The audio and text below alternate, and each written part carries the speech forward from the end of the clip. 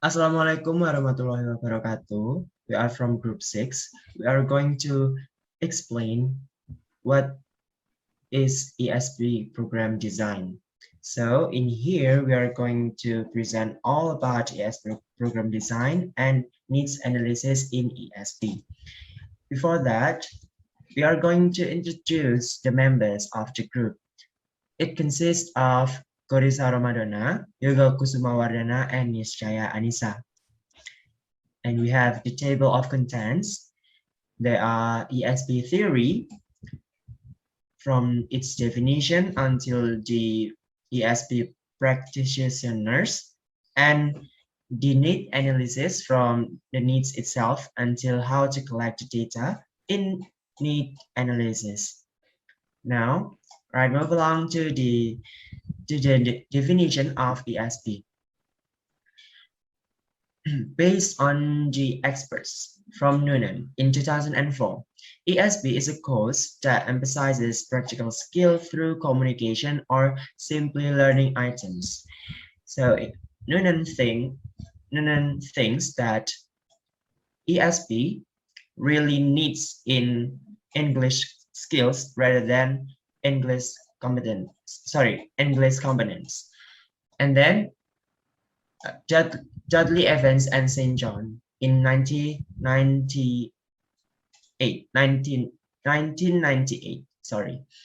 ESP concerns about needs and text analysis to be included and customized to learners' competencies, and its learning prioritized communication and practical skills, which related to learners' work and study situations.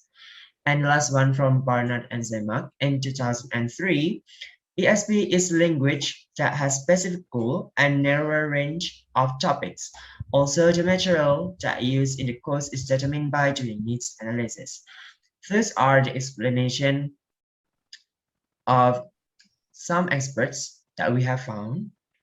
Next, we are going to know about the differences between EAP and EOP. Please. All right, the differences between EAP and EOP are EAP, or English for Academic Purpose, is a branch of ESP that teaching learning process focus on the language of academic performance with certain discipline. Also, the aim is to make students success in their academic career, while EOP, or English for Occupational Purpose, is a branch of ESP that teaching learning process emphasizes to the learner's needs in their work. Also, the aim is learners to be able to communication in their work and life that improve their job performance. Next, we are going to learn about EAP and EOP in English for Vocational High School. Okay, now, where does English for Vocational High School belong? EAP or EOP? In our opinion, English for Vocational High School belongs to EOP because according to its scope, EOP prioritizes the needs and skills of students to be communicative in the use of English in a real work environment. And it is very suitable for vocational high school students who are prepared to focus on certain areas so that the use of language can help improve their work performance. And next, we are going to learn about the advantages of ESP.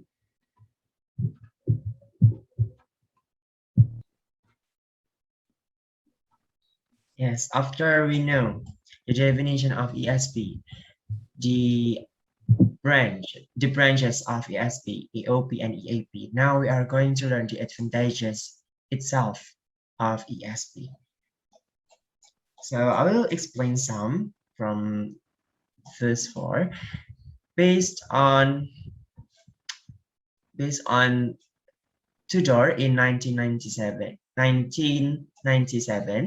the ESP function deals with areas of knowledge that native speakers are not familiar enough with.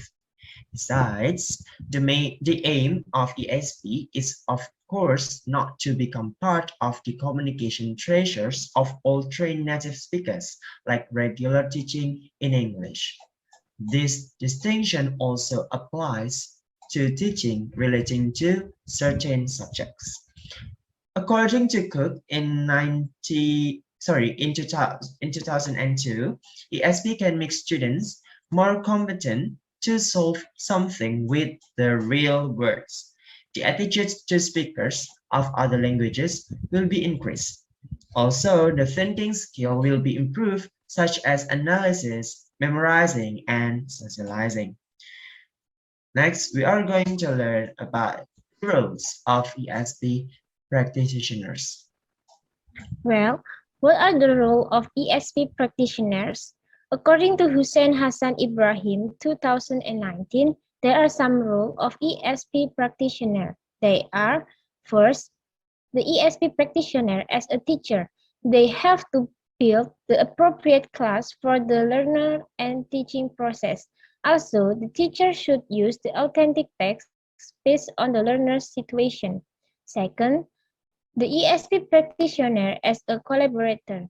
The practitioner should still connect with the other counterpart in different locations to refresh and update their teaching awareness. Third, the ESP practitioner as a course design and material provider. ESP practitioners have to design and develop their own syllabus and material which use the authentic text based on the learner's needs. And the fourth, the ESP practitioner as a researchers, they have to find what the learners needs by following some researchers on the subject matter or conduct a small research, then develop their own material. Next, we are going to know about what is meant by needs. Niscaya, please. Okay, so what is meant by need? And based on the concept of ESP, the need here means something that is needed to support the desire to fulfill a real need. For example, when someone works in the world of tourism, automatically what he needs is to learn terms about the world of tourism.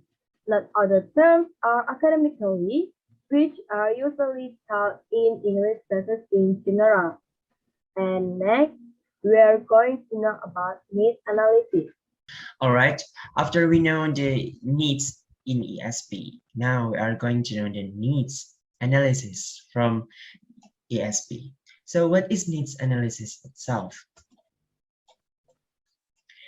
A procedure in which the course designer and material provider determine and refine the content of the ESP course and to assess learners and learning at the end of the course based on what specific language and skills the group of language learners will need.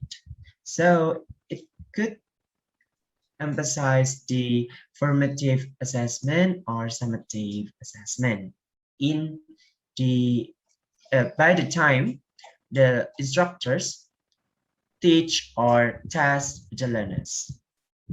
Next, we are going to know the use of needs analysis. What is needs analysis for? Please. Well, need analysis is conducted to determining the appropriate materials, syllabus, and curriculum that will be used in the course and to assess the learners in the end of the course. And next, we are going to learn about how to conduct the needs analysis.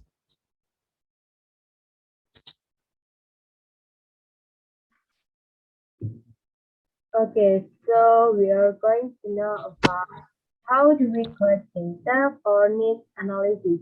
There are three here. The first is survey. The simplest way to analyze needs is to conduct a survey or poll by collecting a few samples. Survey can be carried out by distributing questionnaires containing questions that focus on group goals. And the result of the survey have determined how the concept to be continued is either changed or refined. And the second is observation. Methods of collecting data for needs analysis can also be done through the observation process. This method is subjective, so it is only carried out in an environment that doesn't have a broad scope, such as in an office environment, and the leader or manager will observe employee behavior to identify a performance or skill gap.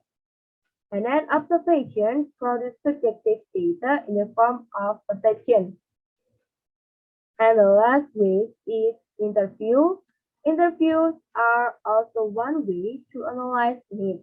Interviews produce data that can identify the needs of a group or individual. Interviews can be conducted formally and informally. And that's all our explanation about ESP theory and need analysis. And thank you everyone.